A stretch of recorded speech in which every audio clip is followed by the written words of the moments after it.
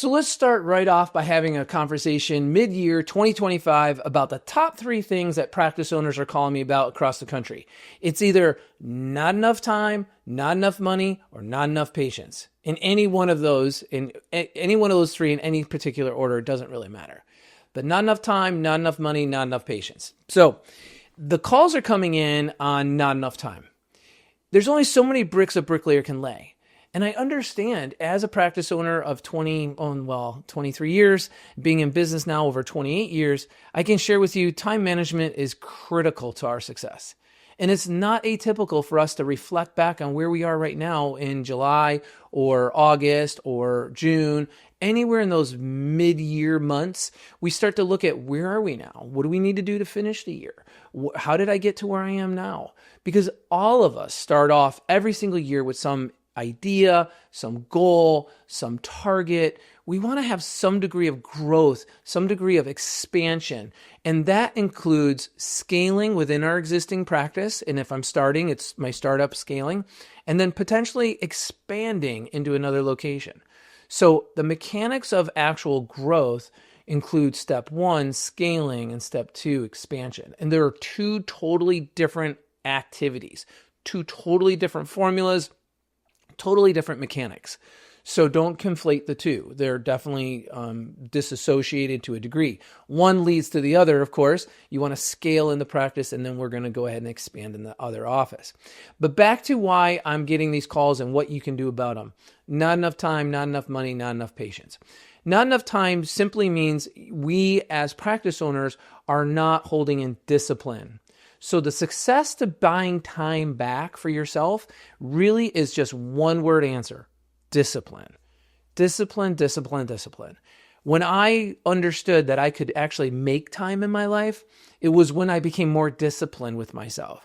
I got up earlier, fixed time every day, did the same routine in the morning every morning. I didn't deviate. Got up, got dressed, made my energy drink, did my workout, came back, got changed, did my emails first, did all my communication out first thing in the morning.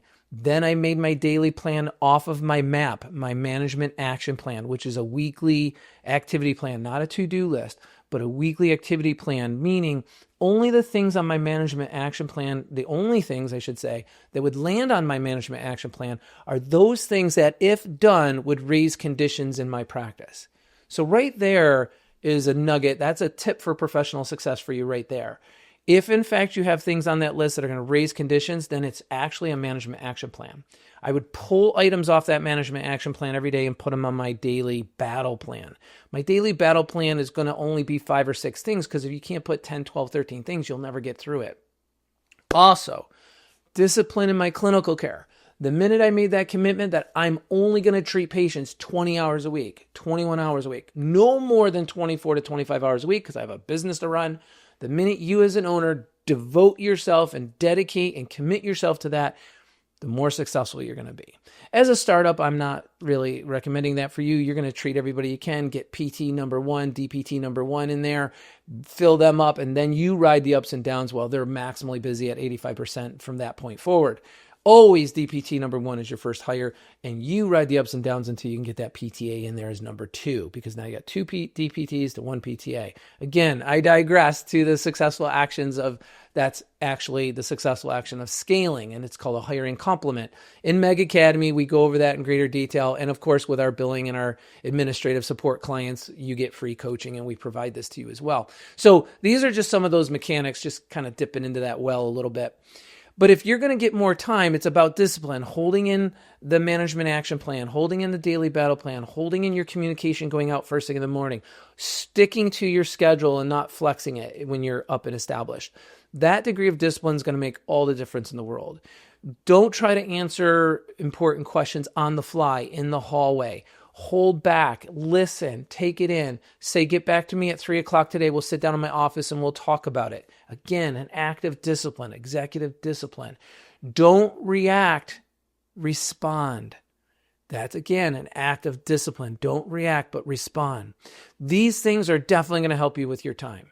Not enough money. Not enough money. Well, when it comes to not enough money, let's look at what your clinical delivery system looks like? Do we have the ideal schedule?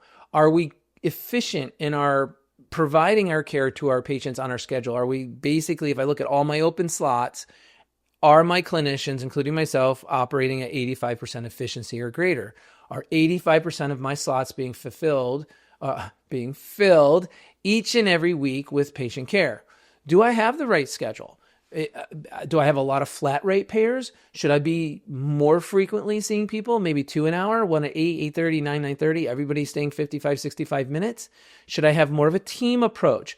2 PTs tech, 2 PTs tech, and it doesn't matter if it's DPT or PTA, but 2 to 1. Maybe you can squeeze out 3 to 1, 3 clinicians to 1 tech, and the tech can help facilitate, move things around. You can't bill for the tech, as we all know, but they can definitely help you create a greater efficiency. When I see practice owners that I help that are in highly populated areas, an abundance of patients, that's not an issue, then for sure, I'm going to see if there's a way that we can create teams, red team, green team, blue team. It's just much more efficient when you have teams. Not that you're doing group therapy, I'm not saying that, but you have that team of 2 PTs to a tech team or 3 PTs to a tech team makes all the difference in the world. People can work and collaborate together, and you're just going to have a higher degree of efficiency. Are you employing some of the successful strategies of what the top 10% of clinics do? I'll give you another tip for professional success within Meg Academy that we utilize and we train therapists around the country with. If I have multiple PTs in my office, I would have a policy that 1 PT does the eval, and then they introduce the patient on the way out or at the end of the eval to a second PT or PTA, and you say to the patient, do this second degree meniscus tear. Brett and I are going to work with you through your entire plan of care. You're going to have 2 schedules to pick from. You're going to have the expertise of 2 therapists. We're going to have the benefit of collaborating together. There's going to be more days and times in the schedule book for you to be seen. And if any one of us were to be out, you have the other one who's going to treat you. Caseload's not going to tank. So this strategy alone, this tip for easy for me to say, this tip for professional success alone is going to be better for the practice, better for the patient, and better for the therapist. So that's a very successful strategy that I wanted to share with you. I think you guys will see the benefit almost immediately employing that strategy. Now, I don't recommend 3 people touching the same patient. Now you start to, lose reliability, but with 2 people, it's a highly skilled environment, and I think you're going to win with that. So, not enough time, not enough money. Again, are you doing audits? Are you looking at what your therapists are actually doing? Are they delivering, 3.75 units per session? Are they giving an abundance of care with each and every session? I mean, patients are paying a good copay these days, a good co-insurance amount. 2 units of care and out is just not an abundance of care. This is not about charging and coding. This is about giving an abundance of care. Abundance of care brings in more revenue for the service rendered. That's what a therapist went to school for. This isn't about coaching your therapist to put more units down so you can buy a bigger boat. That's not the message. It's really not. It's really about, are we giving an abundance of care? So, billing. We get to that next, right? So if you have good front office operations, everything's going in the system clean, clinicians are operating at a high degree of efficiency, high degree of productivity, then you should be collecting the money for what you're doing. You're billing. We have a very successful billing company. We've been doing it since 2010 for others, but we've been doing it since 1999. So it's been a long time. We have a lot of experience in it, and the market has changed. It's evolved. We're changing. We're innovating. We're evolving. We're modifying our model.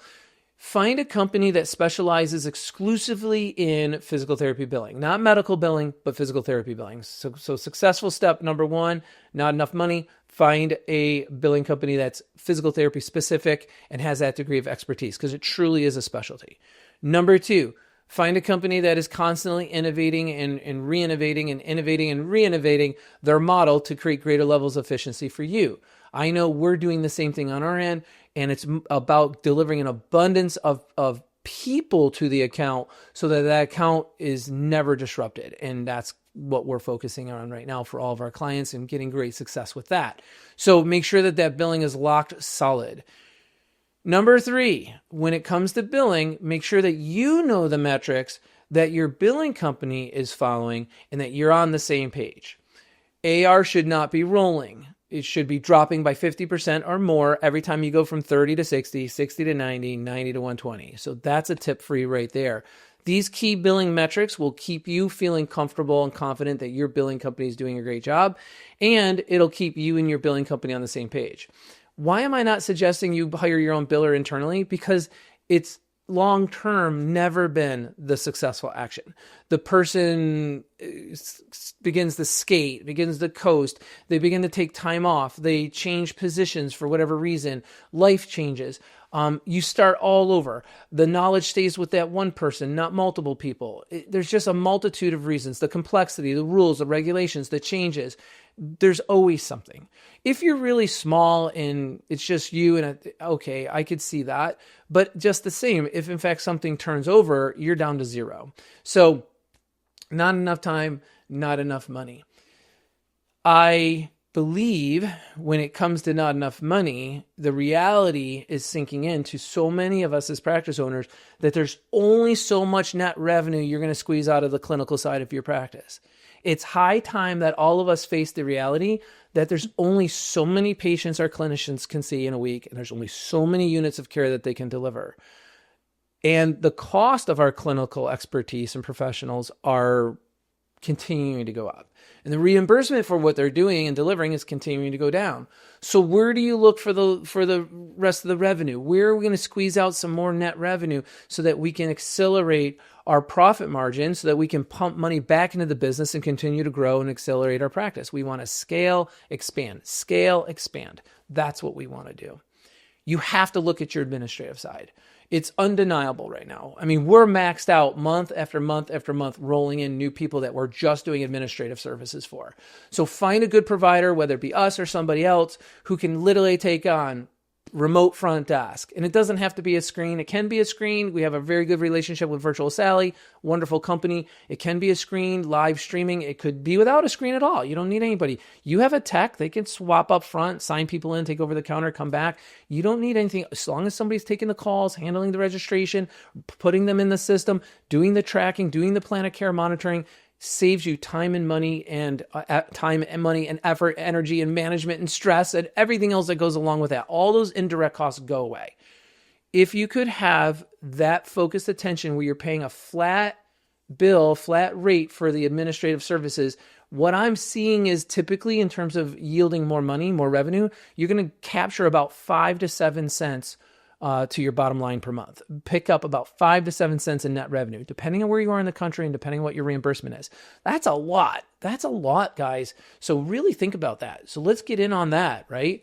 So not enough patients. Let's get to that. I haven't been wrestling with that much lately, but just now it's starting to come up. So if you don't have enough patients, it's typically because I think, and I'm going to do a podcast on this, I'm going to actually expand this topic for more solutions for you to hear about. But right now, I really think it has more to do with why should they come to you? What are you, a differentiator? Are you a draw? And are you a disruptor? Like culturally disrupting? Are you disrupting the normal expectations of people who come to work for you? Are they coming into your place of practice and saying, wow, this is different. This is so much more fun. This is so much more is handled for me. So many things are more organized and more efficient. What have you done to change the company culture inside your office that's different from what they're seeing somewhere else when they're interviewing? What have you done in the interview process that's completely different? Have you brought them through and given them a tour? Have you left them with a clinician for 5 or 10 minutes, let them meander around and have a conversation without your involvement, without your oversight? I have a 5-phase hiring program, and part of that is knowing how to take them from the front door when they walk in for that interview, through the full process, through the interview questioning, all the way down to the close. You have to stand out. You have to be a disruptor and a differentiator, and you definitely have to have a culture that people are attracted to. So to me, put some time, energy, and effort into that, and you will not have a hard time bringing people in and closing them to want to work for you. Differentiator. What do you have in your clinic? What are you servicing? What are you providing? What skill set do you have that they're not going to see somewhere else? What results, what outcomes do you have on your wall of fame when you walk into the office that they're not going to see somewhere else? How are you a draw? How are you a draw? Like, why would the physicians want to put you on the top of their list as opposed to someone else? Are you administering the newbie e-stim with the master reset? Do you have dry needling? Do you have an aftercare program? What are you doing some pro bono work? Do the doctors know that you do a little bit of pro bono work and you have a margin that you're doing to give back to the community? What things have you done that are seriously a differentiator from what they see up and downtown? Have you gone to the local physicians in your community and say, what charities do you like? What charities do you support? How can I get in on that? Do you have any particular events annually you do? Can we sponsor a team? Can we participate in that event? What outreach are you doing in that community that makes you a draw, that makes you a differentiator in the eyes of others?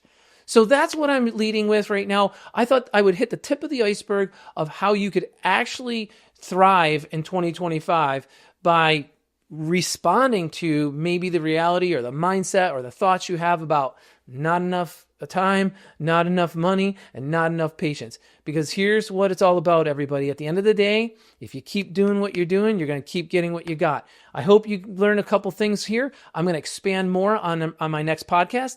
And all I'm caring about is that you have that personal growth and those tips for professional success. So you not only have the understanding of what I should do, but you actually know how to do it. I'll get into that some more. And for those of you that I can help, reach into us. Happy to help you over the phone. We do practice evaluations over the phone, totally for free, no pressure. Just want to have a Q&A and kind of see what I can do to align your mindset for success in 2025. Thanks for listening to me. Please click, like, subscribe. It helps the algorithm. It helps me to help more people. I really appreciate your help and support. Thank you, everybody.